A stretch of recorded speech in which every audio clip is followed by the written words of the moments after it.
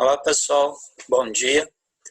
Quero agradecer mais uma vez aí a participação de vocês no nosso canal. Hoje com um convidado bem especial, né? O Marcos Cagliari, a quem eu agradeço a presença e a dedicação aí, tem bastante informação. Vamos falar aí sobre as mudanças de perfil de consumo, não só no Brasil, né, mas no nosso querido mundo, né, que cada vez mais está mais global, né? Agora, principalmente. Lembrar, né, para todos a nossa sequência. Amanhã nós temos uma entrevista com o Rodrigo Tavares, que ele é o responsável de CX do PagSeguro. E na sexta-feira nós fechamos a semana com o nosso Sextou. É uma novidade, né? E já temos 2 convidados aí confirmados para a gente fazer um bate-bola sobre as mudanças no perfil do mercado de prestação de serviço de call center. Lembrando que as perguntas elas vão ser feitas e administradas pelo chat, né? Nós vamos pegar inclusive o chat que a gente tiver no YouTube, no canal do YouTube, fazer um resumo e ir passando para o Marcos para a gente ter um bate-bola aí bem consistente. A nossa previsão sempre é de ir até 40 minutos, né? Dependendo de como for a conversa, nós podemos ter uma extensão. O Marcos até já se propôs a participar até às 11 horas, se for necessário, dependendo do avanço aí da nossa conversa. E aí, Marcos, queria te fazer a primeira pergunta aí, né? Você está de quarentena? Tô sim, Leonor. Antes de mais nada, obrigado pelo convite. Bom dia a todo mundo. Enorme prazer estar aqui. Um amigo de longa data, a gente já fez muita coisa, né, Vinícius? Muito prazer. É uma pena que seja nessa circunstância tão preocupante. Eu estou de quarentena, não estou em São Paulo, estou em Atibaia, estou aproveitando para ficar longe de São Paulo. E corro o risco de vocês virem 2 pequenininhas correndo aqui atrás de mim. Se isso acontecer, por favor, me avise. E eu espero que a nossa se preocupe. Para a gente não teve muito problema essa quarentena, viu? Para a Ipsos como empresa, nós temos algumas centenas de colaboradores, a gente não teve problema, a gente já estava muito acostumado nesse trabalho remoto, então a migração para a quarentena foi muito natural. A gente está entrando agora na nossa 3ª semana e inclusive, eu acho até que a gente não perdeu o contato com os nossos clientes. Para quem não sabe, a Ipsos é uma empresa de pesquisa de mercado e a gente tem de origem francesa, estamos presentes em 90 países e tem como clientes as maiores empresas do Brasil e do mundo. Então, o nosso contato, eu acho que também não foi prejudicado, felizmente, viu? Eu acho que a gente não perdeu nada com a quarentena, com a distância física, pelo menos, né? Evidentemente, com outras circunstâncias.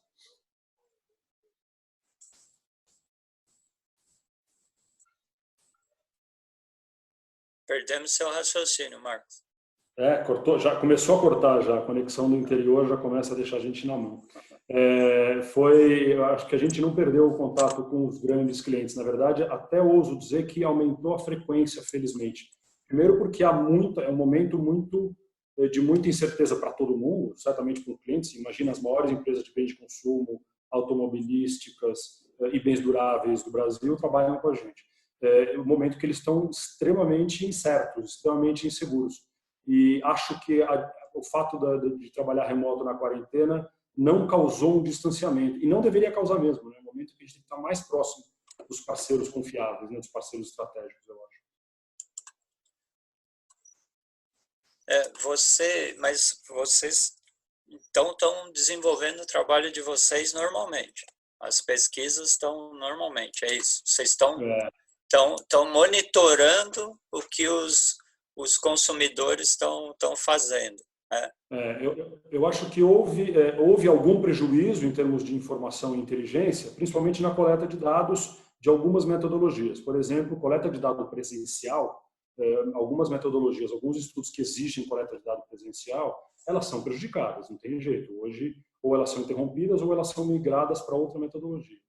Por outro lado, eu diria que houve uma aceleração de metodologias mais modernas.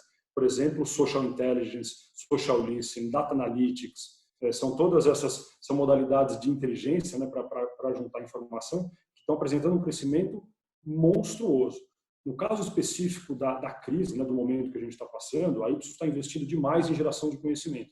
Estava comentando com você que a gente hoje deve ter mais de 40 papers escritos nos diversos países, China e Itália, que foram as primeiras a sofrer mais fortemente os impactos, mas mesmo o Brasil já produziu diversos papers. A gente está investindo muito em garantir que os nossos clientes e parceiros e vocês, depois eu posso disponibilizar diversas desses papers para vocês, estejam completamente informados do momento. Eu acho que é um momento extremamente importante de entender o que está acontecendo. A atividade de pesquisa e inteligência, ela ganhou importância neste momento, não perdeu. Mas a reação do mercado é essa mesmo? Eu acho que houve dois tipos de reação. A maior e mais frequente foram empresas que saíram, tiraram, né, puxaram o plug, vamos dizer assim, das atividades de comunicação que elas vinham fazendo. Isso acontece por uma razão muito compreensível, que é o cuidado, né, a atenção para não ser percebida como oportunista. Eu não quero lucrar em relação à crise, eu não quero ser visto alguém que está sendo oportunista ou que está lançando coisas oportunistas para um momento que é um momento de extrema preocupação global da sociedade, né? Então, acho que por causa desse cuidado, muitas empresas se afastaram das atividades de comunicação, deliberadamente, quer dizer, como política, como guideline. Agora, entrando mais ou menos na segunda semana que isso virou o assunto do Brasil mais premente nas estratégias da empresa, a gente está percebendo que essa estratégia está sendo revista. E na nossa recomendação, este é o momento de se fazer presente, não de se ausentar. É o momento em que você pode construir relacionamento e ser percebido como a materialização do propósito que as empresas têm. Ou seja, é uma enorme chance, na verdade, que as empresas e as marcas em particular têm de criar esse relacionamento, de estar próximo e não de se afastar. Então, eu acho que o primeiro momento que gerou aquela preocupação está passando, as empresas estão revendo e estão voltando a investir na criação de relacionamento. De qualquer maneira, isso precisa ser feito com enorme cuidado. A questão de ser percebido como oportunista é muito grave e se ela de fato se materializa, ela pode gerar danos bastante sérios para as marcas. Então, as atividades estão sendo muito cuidadosamente estudadas, né? Que se for fazer uma campanha na televisão, por exemplo, qual o clima da campanha, qual o tom, o que eu vou promover. E a gente está vendo que, de maneira geral, as marcas estão, no Brasil pelo menos, estão sabendo lidar muito bem com serviços que estão sendo desejados pelos clientes. A gente tem diversas pesquisas sobre qual pode ser o papel das marcas nesse momento. E as pessoas, os cidadãos, os indivíduos de maneira geral, eles estão sedentos por participação da marca. Especialmente em uma situação como a do Brasil, que ainda há muito conflito político. Se o Estado não está ocupando o papel que ele tem que ocupar de maneira assertiva, confiável, as marcas têm um vácuo ainda maior para poder ocupar. Então, dentro disso, aparecem necessidades como conforto, como segurança, positividade. Tem diversos territórios que as marcas estão entrando e estão sabendo ocupar. Eu fico razoavelmente positivo com relação às atividades que as empresas têm feito a partir de agora. Eu acabei sendo impulsivo na pergunta, né? Foi bem curto e grosso, mas eu acho que voltando um pouco à sua explicação anterior, né, quando estava começando a falar de perfil de consumo, o que você pode adiantar para a gente, Marcos, sobre o que está acontecendo, quais são as mudanças, assim, pelo menos nesse primeiro momento, né, que são as principais mudanças de perfil de consumo que vocês estão detectando? Acho que algumas podem até ser meio óbvias, né, mas algumas, de repente, podem ser mais imperceptíveis. Né? Não sei se é exatamente essa palavra. A gente está estudando isso e a gente detectou 3 diferentes níveis que a gente tem que estudar de alteração de comportamento. O primeiro deles é o comportamento com relação à crise. Quer dizer, como você está vendo a atuação do governo, como você está vendo o seu papel, como você está vendo o risco que as pessoas têm de perda de emprego ou de perda financeira. Então, é uma coisa mais direta com relação ao momento. Nesse nível, o que a gente está vendo é uma preocupação enorme dos brasileiros. Isso é mundial, evidentemente, mas o brasileiro tem uma preocupação um pouquinho maior do que o mundo, por exemplo, em impacto negativo financeiro sobre o seu emprego. Isso é importante porque isso gera uma enorme, afeta diretamente a propensão a contrair dívida, a propensão a compras maiores, por exemplo, que é a base do índice de confiança. Então, na próxima medida nossa do índice de confiança, que deve acontecer na semana que vem, A gente espera uma queda importante desse índice, que é um índice super importante, né, em termos de propensão de satisfação, né? Então, o momento que o brasileiro está é um momento de pessimismo, é um momento de preocupação muito séria, de crença, certeza que ele será afetado. Estamos falando em mais de 60% dos brasileiros têm certeza que será afetado negativamente. E, além disso, um momento de incredulidade que as soluções exercidas, que as medidas exercidas vão ter sucesso. 56% dos brasileiros não acreditam que as medidas até agora são suficientes para conter, no curto prazo, o vírus. Então, este é o primeiro nível que a gente detecta. 50%? Bastante. 56% acha que as medidas não são suficientes para deter a progressão do vírus no curto prazo. Quer dizer, isso é uma medida evidentemente preocupante, que gera atenção e gera diversas consequências no comportamento. Mas você tem essa, só para isso, desculpa te interromper, mas acho que de repente é interessante entender se globalmente, se vocês têm você consegue fazer uma comparação mais global dessa informação. O Brasil está no mesmo caminho ou não? Está seguindo? Hoje, a gente faz esse track, a gente está fazendo em 14 países. Hoje, há mais países que não acreditam nas soluções do que países que acreditam. Os países que acreditam são China, Canadá, eu acho que Japão. Estou tentando lembrar se tem mais algum, depois eu posso disponibilizar a informação exata. Então, há menos países que estão confiantes com as medidas tomadas do que países que não estão confiantes. A incerteza é meio global. A incerteza é global, até porque é compreensível na medida em que a grande maioria dos países ainda apresenta crescimento no número de casos e no número de mortes. Então, eu acho que é compreensível que isso esteja acontecendo. Ainda não se está vendo, na grande maioria dos países pelo menos, um retrocesso, uma melhora na situação da doença em si. Então, há uma preocupação. Isso acaba afetando em um segundo nível, que é o nível de comportamento de consumo e de comportamento de maneira geral dos quarentinados, vamos dizer assim, né, das pessoas que hoje estão enfrentando o isolamento social.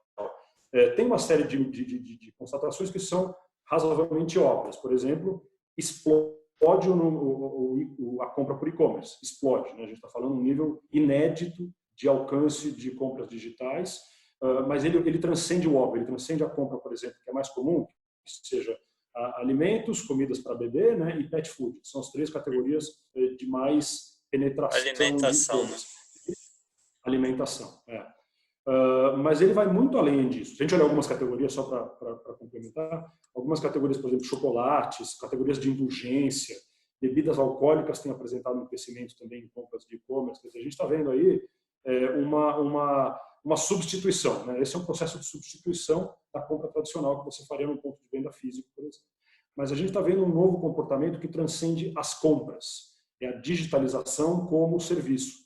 Então, há uma propensão muito maior de fazer cursos online, que a gente já sabia que era uma tendência grande, mas o momento hoje ele potencializa ao máximo a velocidade de adoção dessas opções. Gente fazendo aula de yoga, fazendo aula de música, fazendo fisioterapia, a telemedicina, que foi liberada temporariamente pelo Ministério. Quer dizer, a gente está vendo aí alguns sinais muito, muito promissores de um canal novo em toda a sua potencialidade. Quer dizer, quando acabar, eu tenho certeza que grande parte, quando acabar a quarentena, por exemplo, o isolamento social, eu tenho certeza que grande parte dessas mudanças, elas passarão a ser definitivas, né? A digitalização de maneira geral.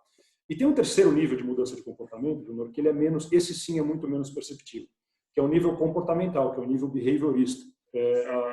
A abordagem behaviorista, né, da ciência comportamental, que tem ficado muito em voga nos últimos 3, 4 anos, economia comportamental, por exemplo, ela parte do princípio que você tem uma série de hábitos, de decisões automáticas que são consequências de alguns contextos, o contexto físico e o contexto social, e de algumas características individuais, de processamento de informação e motivação. Se a gente olhar os contextos, eles são todos invertidos, eles estão todos líquidos, eles não são mais os fixos que eram. Então, se a gente olhar contexto físico e contexto social, eles mudam de tal forma o comportamento, né, a rotina da pessoa, que ela deixa de ter o comportamento automático. Os hábitos deixam de ser formados. Então, este é o momento de criação de novos hábitos, criação de novas rotinas, que é o que a ciência comportamental chama de processo de decisão adaptativa. essa é uma oportunidade muito boa para as pessoas adquirirem novos hábitos que queiram e para as marcas se tornarem relevantes. Aí, evidentemente, do ponto de vista mais legítimo possível, né? Não aproveitador. E alterar comportamento. Então, eu diria que são 3 níveis completamente diferentes que a gente está olhando de abordagem. E queria reforçar, a gente tem estudos de absolutamente todos eles. Depois eu libero, porque a gente liberou todos esses papers gratuitamente para todo mundo que se interessar. Essas são as percepções que a gente tem. Do ponto de vista comportamental, ainda é cedo para saber o que vai ficar depois da crise, né? Depois do contexto de isolamento. Mas a gente já consegue ver alguns processos de mudança social. Na China, por exemplo, 64% das pessoas reconhece que teve valores sociais mudados. Valores sociais são normalmente as coisas mais arraigadas que as pessoas têm. Quer dizer, esse período, basicamente, ele vai deixar cicatrizes permanentes, mudanças permanentes nos hábitos, já que as referências não valem mais. Então, eu acho que é uma ótima oportunidade para as empresas legitimamente adotarem ajuda, né, a cooperação para participar dessa nova formação dos hábitos. Eu acho que em cima do que você está comentando, né, uma coisa interessante, que foi uma observação que nós vimos na primeira entrevista com o César Taurion, quando a gente estava focando muito mais em tecnologia. A primeira reação da indústria, né, se a gente falar de gestão de relacionamento com o cliente, né, dos operadores de call center, ou se a gente ampliar um pouco mais essa visão e ir para o home office, né, que aí não é só a operação de call center, mas toda a operação da administração do negócio, né, que é uma coisa que você exige um deslocamento de algum lugar para você trabalhar, e às vezes para fazer um negócio que você poderia estar fazendo na tua casa. Então é interessante, né, a ruptura que está causando em tudo, né? Não é só no modelo de trabalho, mas o modelo de trabalho talvez seja o mais perceptível e algumas coisas que são imperceptíveis, né, que talvez a gente tinha até esquecido, como a convivência social, né? Então é interessante observar isso, e é uma coisa que tem se pontuado em todas as entrevistas, né? Então essa análise, né, com base de dados para você chegar às conclusões é interessante.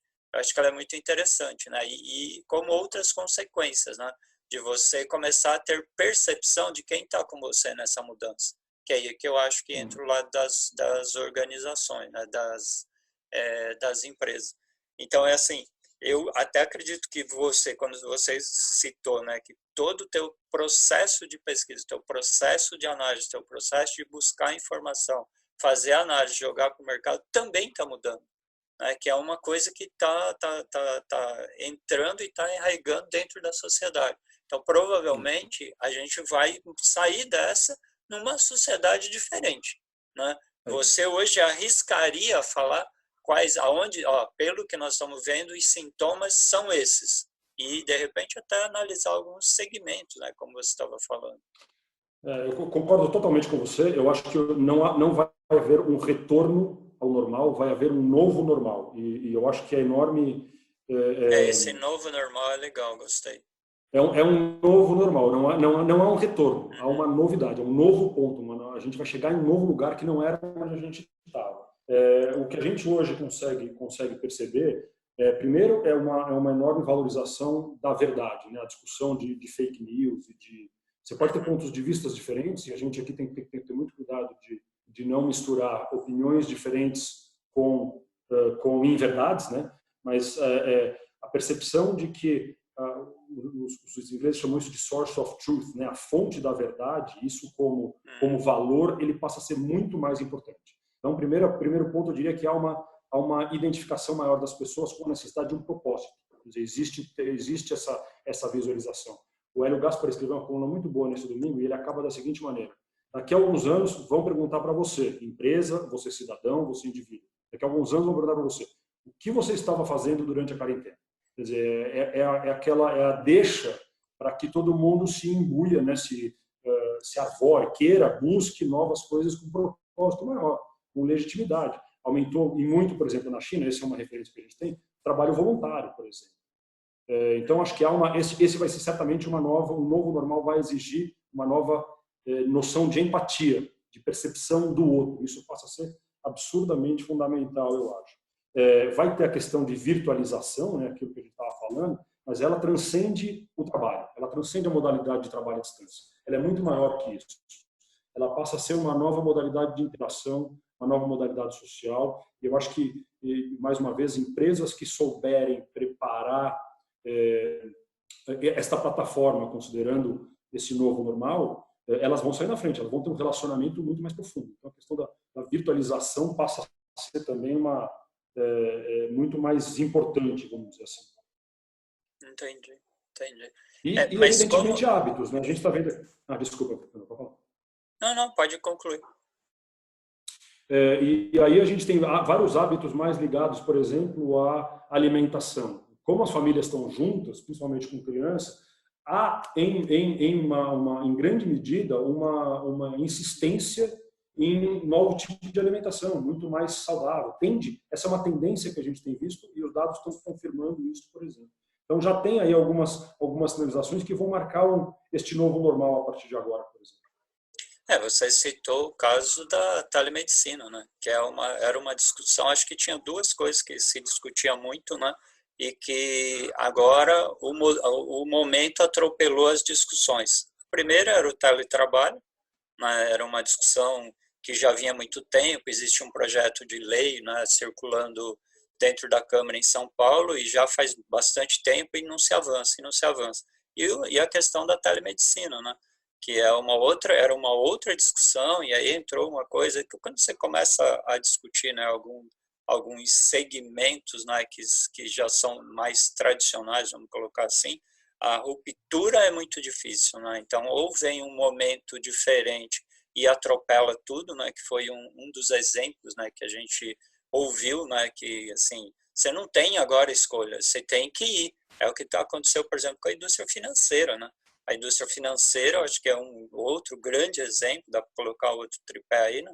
De que eles vinham num modelo e, de repente, de uma hora para outra, a gente sabe que tem bancos que estão hoje operando praticamente 100% home office. Para os bancos tradicionais, você vai falar das fintechs, tá tudo bem, das fintechs, né, já vinha um processo. Então, essa ruptura, ela está realmente muito grande. E a possibilidade de voltar ao que era, a gente só vai ter a informação, eu acho. Eu acho que você foi muito feliz quando você falou que esse evento acelerou uma porção de mudança que ia ter que acontecer penosamente. E isso está acontecendo de diversos pontos. Mesmo do ponto de vista de economia, né? Desde o ano passado já se falava que ia ser necessário uma freada de arrumação, como eles falam, né? E ele foi forçado por esse caso. E aí o reflexo isso nas relações de trabalho, comerciais, medicina, mas também nas pessoas. Eu acredito muito que é hora da gente perguntar por quê.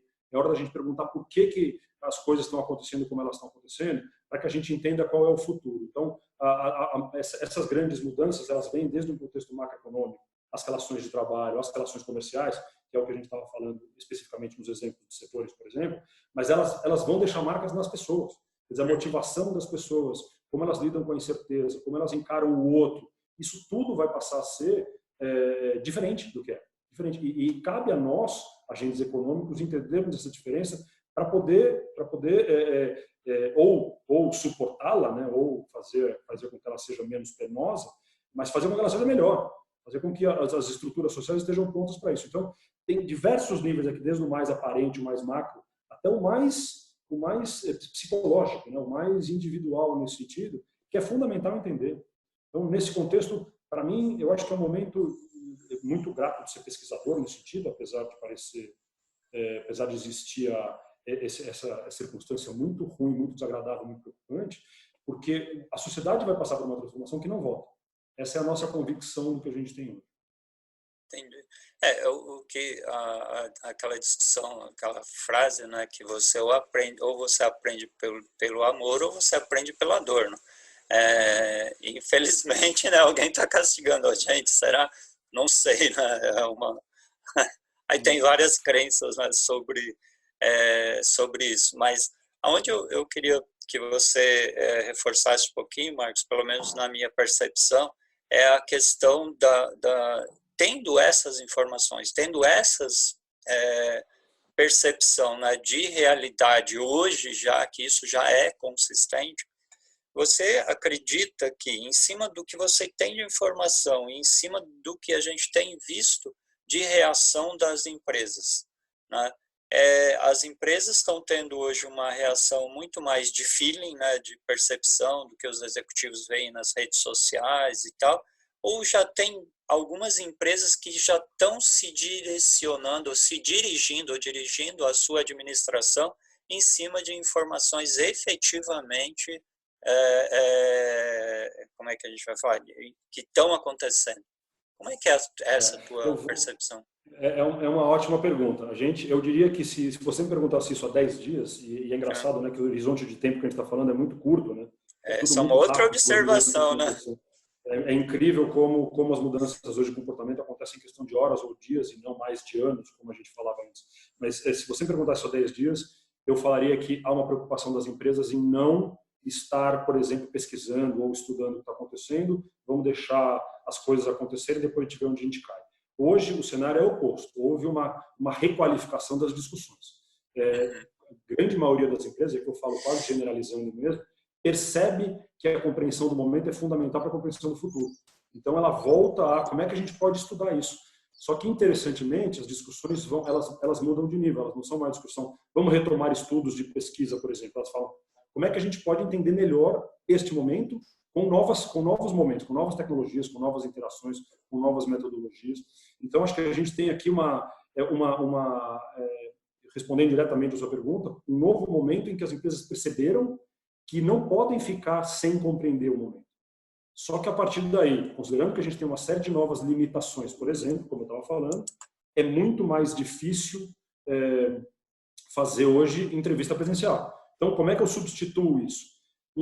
Como as pessoas estão indo online, a gente tem agora uma série de novas possibilidades de data analytics, do que era o Big Data algum tempo atrás, de data analytics, né? Vamos tirar informação real, vamos fazer comunidades reais de interação, que a gente possa ver interação. Os elementos, os componentes virtuais, eles passam a ser muito mais reais nesse sentido, porque a nova realidade envolve o virtual. Então, novas ferramentas de estudo passam a fazer parte dessa discussão. E as empresas, sim, estão totalmente interessadas nisso. Elas querem saber onde estamos para tentar prever. E elas perceberam isso que eu estou falando, que é um discurso que a gente tinha já há algum tempo, mas elas perceberam que é fundamental entender as razões, entender as motivações humanas. As motivações humanas vão passar por uma ressignificação a partir desse momento. Se a gente entender isso, a gente consegue entender onde é que a gente vai parar no futuro. E certamente não é onde vai parar o passado. Então, as empresas, sim, já estão preparadas e buscando um outro nível de profundidade no que diz respeito à inteligência e compreensão de mercado e de consumidores. Elas já estão procurando uma nova fase. Qual que é a nova etapa da inteligência? E eu acho que as discussões que a gente está tendo são discussões muito mais ricas e muito mais profundas nesse sentido. Mas, Marcos, aí tem uma pergunta, né, que talvez dê para separar ou você não separa quem está sendo empírico e quem está sendo prático. Eu diria que tem um fator aí que a gente não pode ignorar, que é a questão econômica, financeira, né? A gente está vendo setores inteiros que estão sendo acossados por um problema de caixa seríssimo.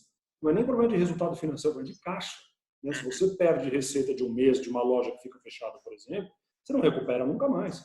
Então, eu diria que quando há a corte de custos agressivos ou suspensão de atividades, ela está mais ligada com problemas financeiros ou com dificuldades momentâneas financeiras de parceiros e clientes nossos. Mas ela não necessariamente quer dizer que as empresas não estão vendo a importância. É só uma questão de força maior, parece. Essa é a nossa leitura desse momento. Entendi. Uma questão, né, que foi colocada aqui é quando você começa a fazer esses comentários, o que você tem de números efetivos ou que você lembra, né, que você pode comentar com a gente? Né? Por exemplo, você comentou a questão da China, que 56% dos chineses, eu não lembro se eles confiam ou não confiam. Esse número é do Brasil. 56% dos brasileiros acha que as medidas tomadas hoje não são suficientes para deter a crise do vírus, né? Deter a propagação do vírus. Isso é no Brasil. E hoje, em torno de 2/3, estão falando de praticamente 65% dos brasileiros acredita que vai ser impactado de alguma maneira. E esse número ele cresce de 2 dígitos, ele cresce a cada semana. Por isso que eu estava falando da questão da rapidez. É muito importante, é muito nervoso, né? A gente sentiu o pulso do que está acontecendo com a sociedade. As mudanças estão acontecendo em dias. Então, hoje, o momento não é o momento mais favorável. O Brasil talvez esteja num momento de pessimismo maior desde que começou tudo isso, exatamente nesse momento. E eu ouso dizer que as sinalizações são de que esse pessimismo ainda vai piorar. Tá? Esse é um estudo que a gente faz, que é um tracking do monitoramento da Covid, especificamente. Né? Como eu falei, depois a gente começa a fazer outras medidas de comportamento de compra e tudo mais. Eu vou disponibilizar todos esses números para vocês, eu posso depois passar os endereços de onde vocês podem conseguir todos esses detalhes. Tá bom, tá bom. Daí a gente compartilha com todo mundo. A gente já falou sobre sobre se voltar, né, ou posicionar a área de gestão de cliente como uma coisa estratégica, certo? Ou você tem mais alguma coisa para falar sobre isso? Não?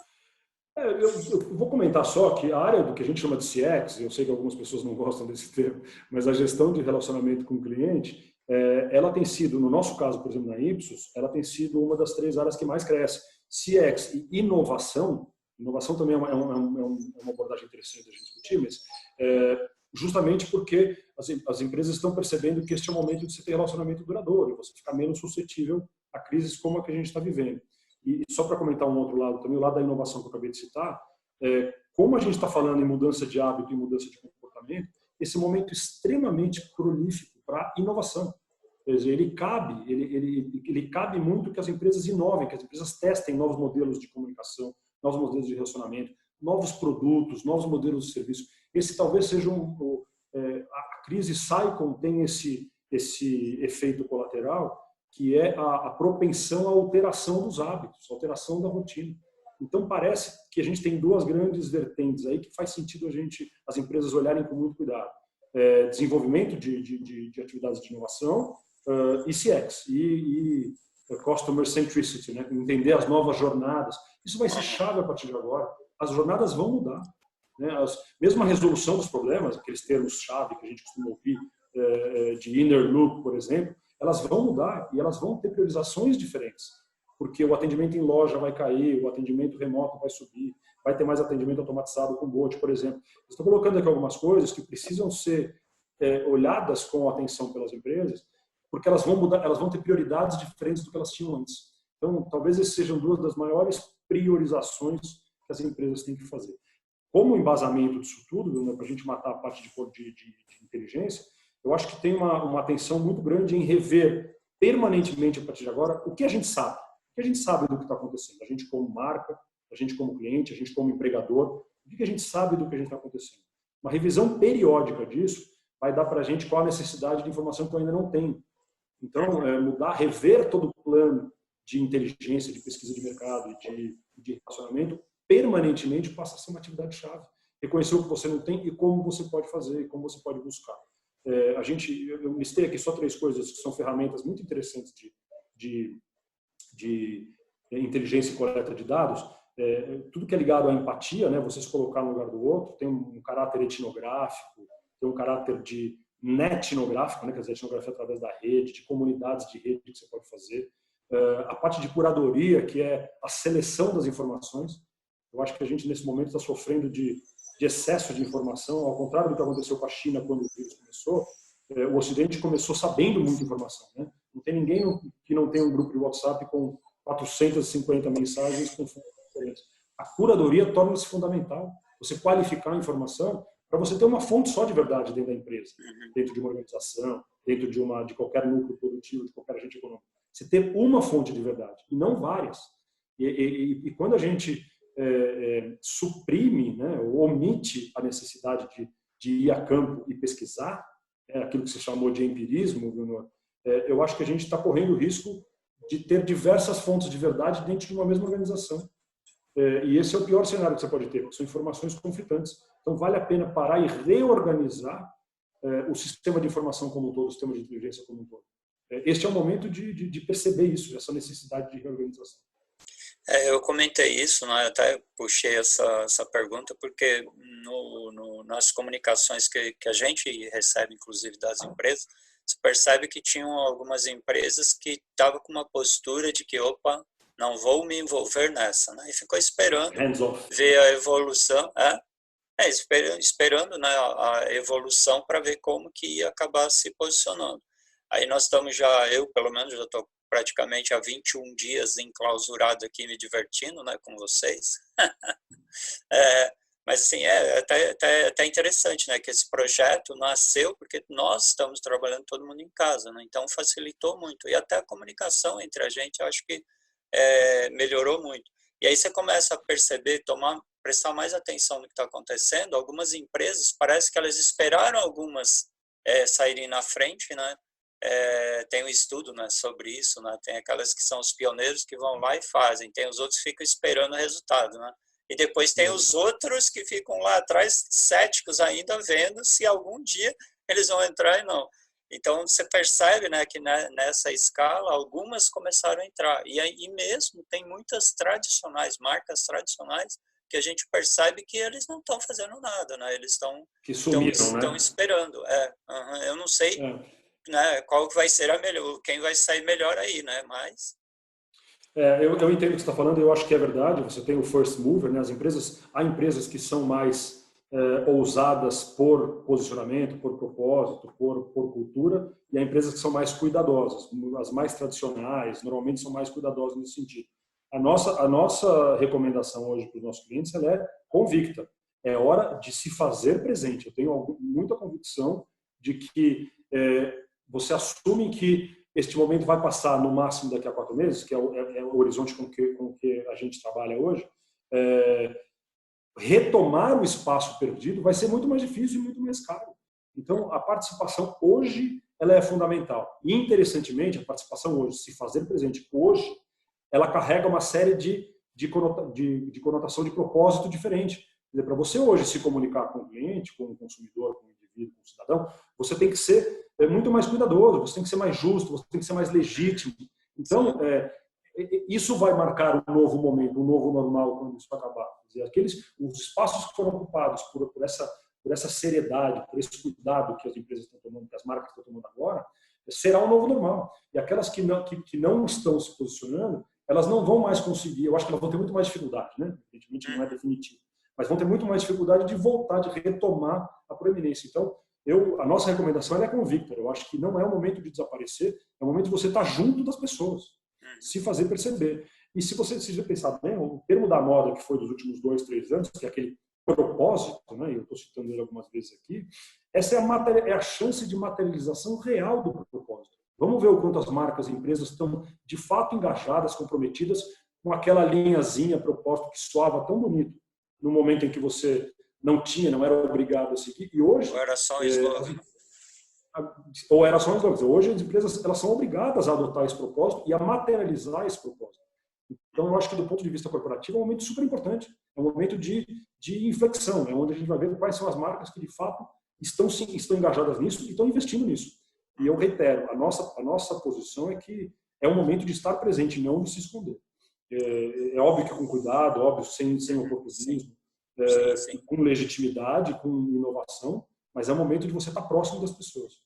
Você colocou um negócio que eu acho que é bem interessante, né? Que assim, sempre valorizei muito, que é a questão do oportunismo, né? Quando você está falando de propósito, a chance de ter algum oportunista usar a palavra propósito e colocar a palavra propósito lá e sair se vangloriando disso é muito grande. Mas eu acho que eu concordo com você, né? Assim, não só com você, mas com todos os entrevistados que nós estamos tendo a oportunidade de falar, de que agora parece que o movimento que a gente percebe é de uma percepção maior do consumidor, ou da gente mesmo, ser mais exigente. E aí você começa a fazer uma análise mais profunda do que aquela marca, ou aquela empresa, aquela pessoa, ela está te colocando, né? Mas eu acho que é bem por aí, você foi muito feliz, né? Uma nova realidade, né? Vai ser uma coisa nova, né? Que muita gente ainda está ali tentando, tateando para descobrir para onde que nós vamos. Por isso que eu acho que é importante, né? Quando você ouvir você, entender muito o que vocês estão fazendo, né? E que caminhos que vocês estão começando a mostrar para as empresas. Eu até quero aproveitar, né, aqui e comentar de novo, né, que algumas pessoas talvez não tenham ouvido a nossa sequência, né, Marcos? Até te peço uma licença aí. Nós vamos falar amanhã com o Rodrigo Tavares, né, que é outro segmento muito interessante. Ele está no PagSeguro, ele é o head de CX do PagSeguro. Então, a experiência que eles estão tendo com a grande massa, né, de pequenos, médios, profissionais liberais e tal é muito grande, né? Eles abrangem muito esse mercado. Nós vamos ter uma outra reflexão. E na sexta-feira nós vamos inaugurar o nosso Sextou, que aí é uma reflexão sobre as mudanças no mercado de contact center. Já temos alguns executivos que se prontificaram a bater uma bola com a gente aqui. Mas aí voltando, né, Marcos? E contando até com a sua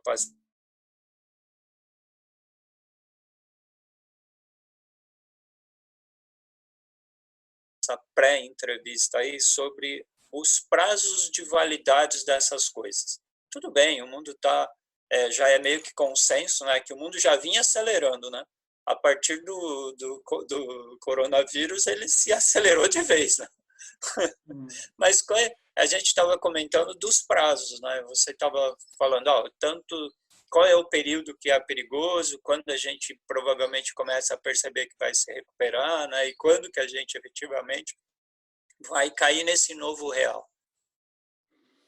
A gente, se eu puder dividir com vocês um estudo que a gente fez em vários países, mas a gente identificou que há as 6 etapas que acontecem neste período que a gente está vivendo, né? E a gente não está nem na metade, segundo a nossa avaliação. Então, se eu puder compartilhar com vocês, a primeira delas é a incredulidade, assim, isso não é tão sério, ou o que está acontecendo. A segunda delas é a preparação para as ações mais duras, né? No caso nosso, o isolamento social, por exemplo, como é que eu se preparo, né? Quer dizer, vou ter que o trabalho, né? Como é que eu saio do trabalho? Eu desmarco as minhas consultas médicas, a aula das crianças. Tem um período é um período logístico, vamos dizer assim, e ele ocupa muito a mente. Depois começa as fases que são mais marcantes para as pessoas. O ajuste, quer dizer, se ajusta a nova rotina, você começa quase um choque, né? E eu diria que a gente está nesse momento. Se você pensar bem, a gente está completando a primeira semana da grande maioria nos estados e prefeituras da grande maioria das cidades que impôs. Né? Pode falar, Bruno. Marcos, desculpa te cortar, mas tem uma pergunta aqui que é interessante. É o seguinte, você comentou que vai disponibilizar as informações no site de vocês? É isso? Já posso falar. A gente tem os papers estão no site, que é ipsos.com.br, mas eu olharia também as mídias sociais, que a gente consegue muito mais rapidez de atualização. Então, tá bom. peço que vocês olhem Ipsos Brasil, já coloquei. Instagram, Facebook, LinkedIn, entrem e a gente consegue muito mais rapidez nas mídias sociais. Então, Ipsos Brasil. Ipsos Brasil, também tem as outras mídias do mundo, mas por favor, entrem em todas as mídias, a gente coloca com uma rapidez muito grande e tudo a gente está disponibilizando hoje desde o começo da crise gratuitamente. Então, entrem e se espaldem, porque tem bastante informação mesmo e a gente fica à vontade de conversar. Beleza, só para terminar aquilo que a gente está falando. Não, desculpa ter te cortado, isso aí é para o segundo item. Né? A gente estava falando a gente está no momento, já passou a parte de incredulidade, de preparação e de ajuste. A gente está na fase de aclimatação, em que isso vira uma rotina com a qual a gente se acostuma, ainda não aconteceu. Eu diria que a gente está exatamente nesse momento no Brasil. Depois vai vir, a gente já espera uma fase de resistência, e a gente aqui se beneficia do estudo dos outros países que já passaram por isso, uma fase de resistência e indignação, que você começa a ter uma porção de preocupação financeira, e você vislumbra um futuro que pode ser mais preocupante. Né? E aí, até quando isso acaba, vem uma fase que a gente chama de alívio, se você consegue colocar as coisas em ordem, ou desespero, que pode ser a fase que você vê que você, por exemplo, o seu negócio está muito menor do que ele estava, ou que você não está pronto para uma nova realidade. A gente está na metade do ciclo. É curioso que a gente ainda não chegou no resto. E as mudanças que estão acontecendo, como eu estava falando, nossos trackings hoje são semanais. Semanalmente, a gente vê diferenças de 10, 15, 20 pontos percentuais em mudanças de otimismo, de preocupação, de engajamento, de informação. É enorme. Isso global. Isso globalmente. Vocês vão ver nos estudos que vocês vão entrar, se vocês entrarem no LinkedIn, vocês vão ver, por exemplo, que a preocupação com a doença nas últimas 3 semanas, ela subiu na média 12 pontos percentuais em todos os países de semana para semana. É enorme, de semana para semana. Quer dizer, a necessidade de você estar acompanhando com rapidez e com qualidade é absurdamente fundamental, sob o risco de você ter o que aconteceu antes, né? Se a gente pensar bem o que aconteceu antes do coronavírus, ele tem hoje pouca influência, né? A gente nem adianta mais falar como era antes, adianta a gente falar o que está acontecendo agora e tentar prever o futuro. Então, eu só comentei sobre essas fases para falar que ainda tem muita água para rolar debaixo da ponte, ainda tem muita coisa que as pessoas vão enfrentar. E a gente, como eu falei, está usando o aprendizado de outros países que já estão no escala posterior, no momento posterior ao que a gente está. Ainda tem muita coisa para passar. A gente ainda vai passar uma fase de aclimatação, a gente ainda vai passar uma fase de resistência e indignação, e a gente vai passar uma fase de alívio e desespero. Isso vai acontecer. Então, como isso vai transformar a gente como pessoa, vai depender enormemente de uma série de contextos, entre eles o contexto oficial, de governo, de confiança no que está acontecendo, e de familiaridade com marcas e instituições.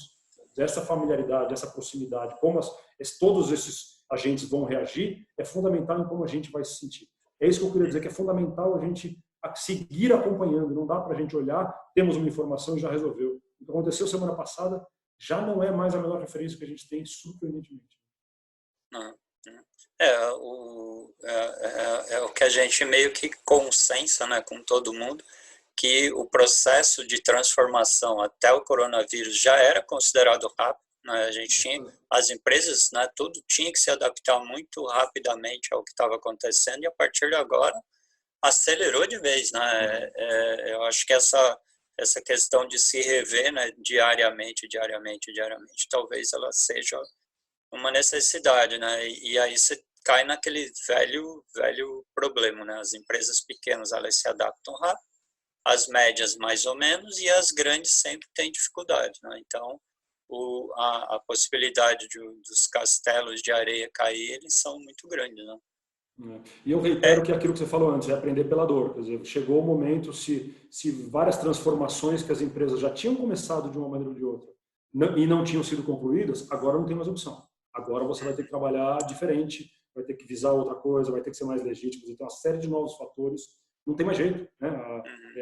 Isso veio como um enorme tsunami para a mudança de comportamento que não tem como voltar.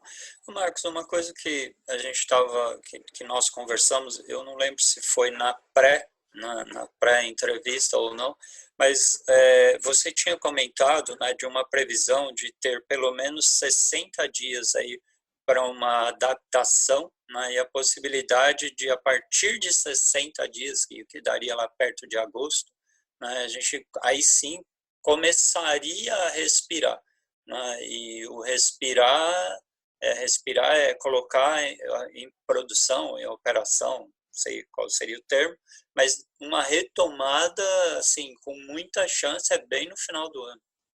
É isso. Essa é a hipótese que a gente trabalha. Evidentemente, esses 2 meses ele é especulativo, né? Não é só pelo que a gente viu em outros casos, mas vai depender da evolução da doença e do achatamento da curva, que é a grande meta de todas as ações de saúde que a gente tem tomado. Mas se a gente considera, parte do princípio, que sejam 60 dias de medidas muito mais duras, muito mais restritivas, portanto, maior impacto econômico.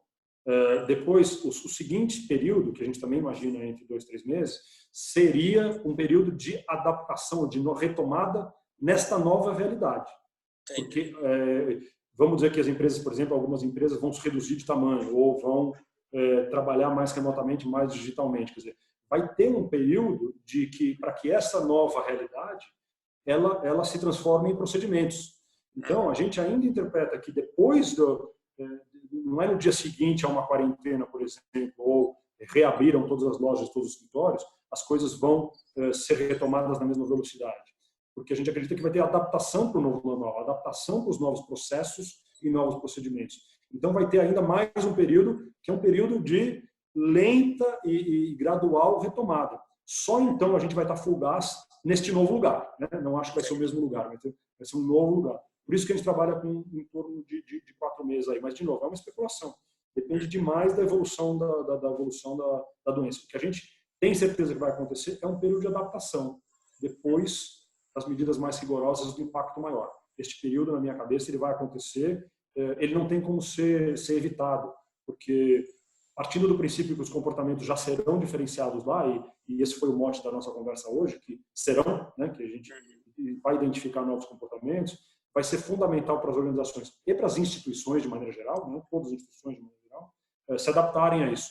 Então vai ter um período aí de bater cabeça, de rever, de revisão de processos, que pode ser muito bem-vindo, né, se ele for bem aproveitado. Por isso que eu estou imaginando aí mais para final de Q3, final do terceiro trimestre, começo do quarto trimestre, a gente já imagina um processo muito mais azeitado e a velocidade mais rápida neste novo lugar que a gente vai ter.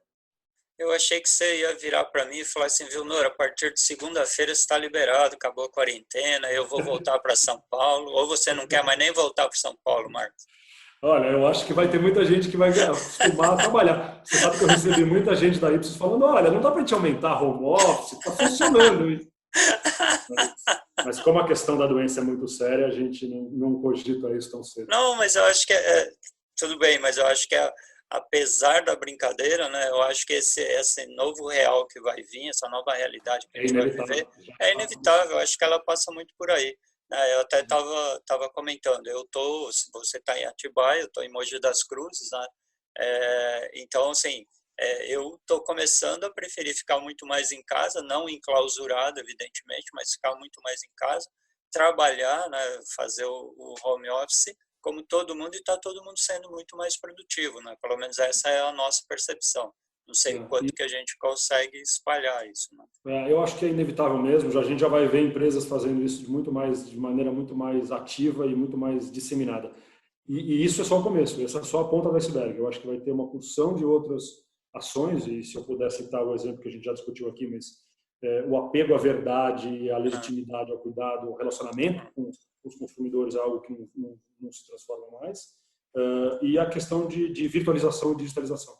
Essa passa a ser uma transformação incrível e com um potencial muito maior, evidentemente, do que só o home office. Vai virar, nós vamos virar uma sociedade muito mais digital, né? Até só para reforçar aqui um comentário de um amigo seu, o Júlio Xavier, não sei se você conhece esse cara. Um abraço ao Júlio.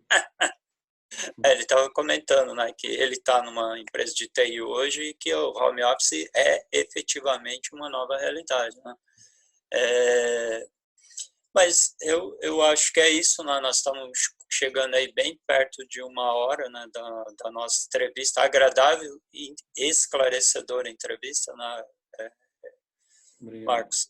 Eu quero agradecer você, lembrar o pessoal que amanhã nós temos a entrevista com o Rodrigo Tavares, né, que é o CX da PagSeguro, e na sexta-feira nós estamos com o Sextou aí. Se você não tiver o que fazer aí, quiser participar com a gente, será um prazer. Vai ser às 10 horas, você só me avisa e entra e conversa com a gente. Com o maior prazer. Leonor, muito obrigado pelo convite. Obrigado. Muito bacana. Obrigado. Obrigado a todo mundo. Estamos à disposição como canal aí para divulgar suas informações, como sempre.